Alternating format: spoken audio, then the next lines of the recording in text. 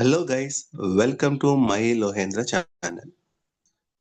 ఈరోజు ఈ వీడియోలో నేను Sydney Sixers versus Perth Scorchers యొక్క మ్యాచ్ అనాలిసిస్ అయితే చెప్తాను. సో ఇది బిగ్ బ్యాష్ లీగ్లో 30వ మ్యాచ్.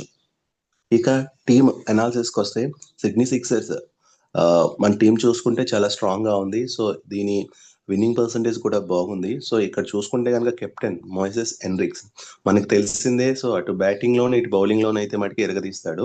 సో హెన్రిక్స్ బ్యాటింగ్ చూసుకుంటే పవర్ హిట్టింగ్ అయితే చేసే చాలా ఛాన్స్ ఉంది. సో బాగా ఆడతారు కూడా. సో ఇది బేసిక్గా చూసుకుంటే కనుక చాలా సిడ్నీ సిక్సర్స్కి చాలా బెటర్ అని చెప్పొచ్చు. ఇక జోస్ ఫిలిప్ చూసుకుంటే మనకందరికీ తెలిసిందే. జోష్ ఫిలిప్ మనకి స్టార్టింగ్ బ్యాటింగ్ అయితే చాలా పవర్ఫుల్ గా ఉంటుంది. సో తక్కువ బాల్ ఎక్కువ రన్స్ అయితే మరి కొడతాడు. సో జోష్ ఫిలిప్ ఇంకా చూసుకుంటే లాస్ట్ ఫామ్ చూసుకుంటే బాగుంది. సో నెక్స్ట్ ఇంకా చూసుకుంటే ఎడ్వర్డ్స్ కూడా బాగా ఆడతాడు. సో మనం ప్రీవియస్ గా చూసాము. సో ఎడ్వర్డ్స్ అలాగే ఇంకా సిల్క్ చూసుకుంటే మనకి అతి తక్కువ అంటే పవర్ హిట్టింగ్ బ్యాట్స్మెన్.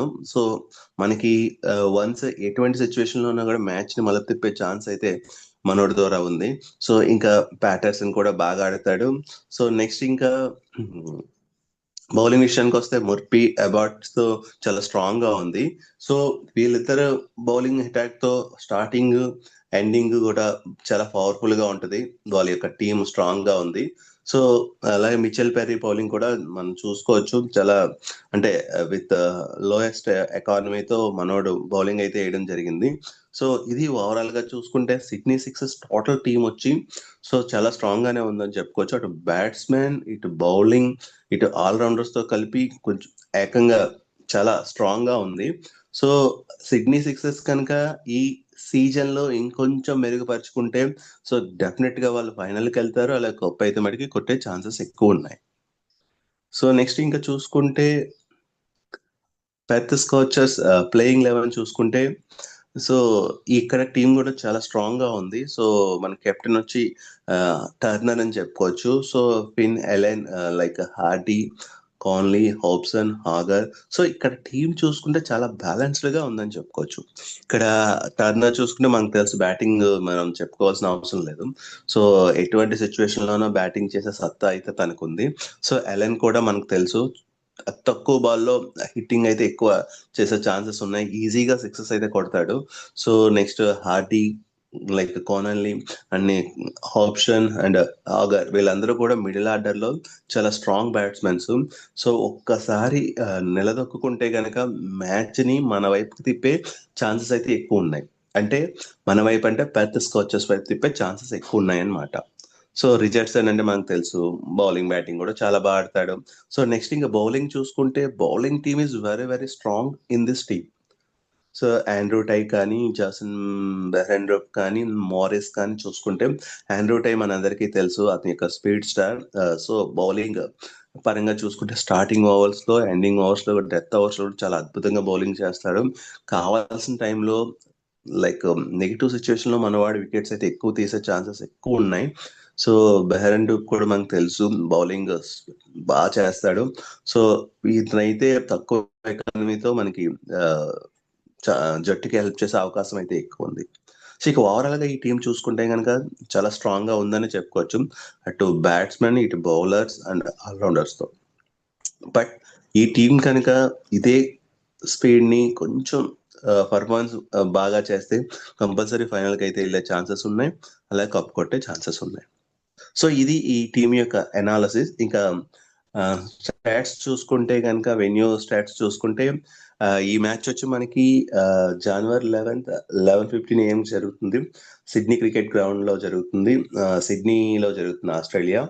సో ఇక ఈ టీమ్ ఫామ్ చూసుకుంటే లాస్ట్ 5 మ్యాచెస్ లో సిడ్నీ సిక్సర్స్ వచ్చి లాస్ట్ 5 మ్యాచెస్ లో 3 అయితే విన్ అయింది, 2 అయితే ఓడిపోయింది.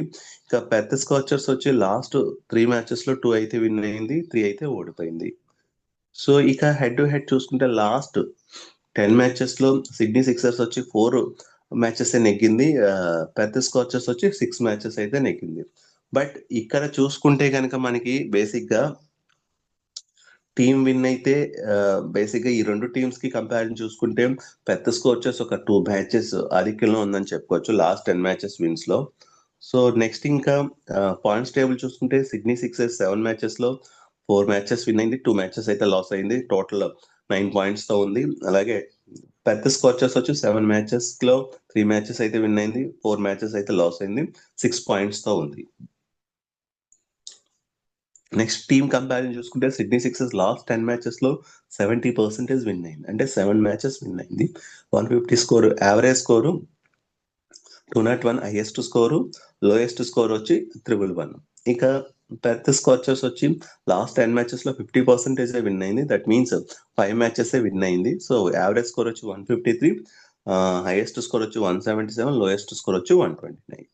సో ఇక సిడ్నీ గ్రౌండ్ యొక్క వెదర్ రిపోర్ట్ చూసుకుంటే కనుక మనకి ఇక్కడ 80% హ్యూమిడిటీ ఛాన్సెస్ ఉన్నాయి, బట్ 100% రెయిన్ ఛాన్సెస్ అని చెప్తున్నాడు. అది చూడాలి మ్యాచ్ జరుగుద్దా జరగదా అన్నది, బట్ లెట్స్ సీ. నెక్స్ట్ ఇంకా వెన్యూ స్టాట్స్ చూసుకుంటే ఈ పిచ్ లో టోటల్ 63 మ్యాచెస్ అయితే జరిగింది.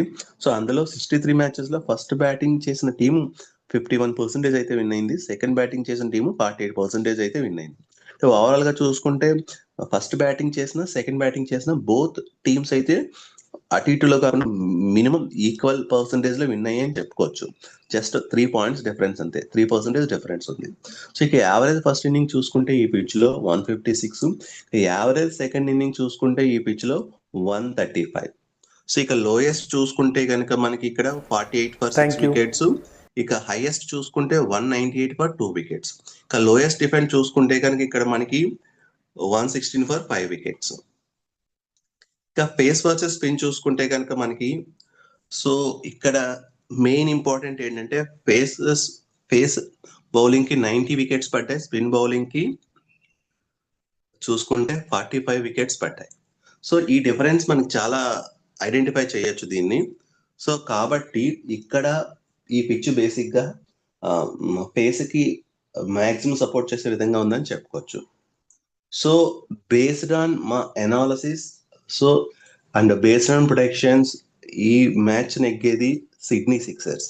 కానీ టాస్ తర్వాత మా ఛానల్లో రిజల్ట్ అయితే పోస్ట్ చేయడం జరుగుతుంది. సో కాబట్టి అందరూ మా ఛానల్ని ఫాలో అవ్వండి. సో అలాగే డిస్క్రిప్షన్ లో మా లింక్ అయితే ఇవ్వడం జరిగింది, మా ఛానల్ లింక్. సో ఒకసారి వెళ్ళి లింక్ ని క్లిక్ చేసి మా ఛానల్ ఫాలో అవ్వండి. అలాగే ఓన్లీ బిగ్ బ్యాష్ లీగ్ మ్యాచెసే కాకుండా so like south Africa leagues, BPL, so football యొక్క ప్రొడక్షన్స్ అయితే మా గ్రూప్ లో మా ఛానల్లో అయితే పోస్ట్ చేయడం జరుగుతుంది. ఒకసారి మా ఛానల్ చూసి దాన్ని ఫాలో అవ్వండి. సో ఇది గైస్ ఈరోజు match analysis. So if you have any doubts then comment in below section. So thank you.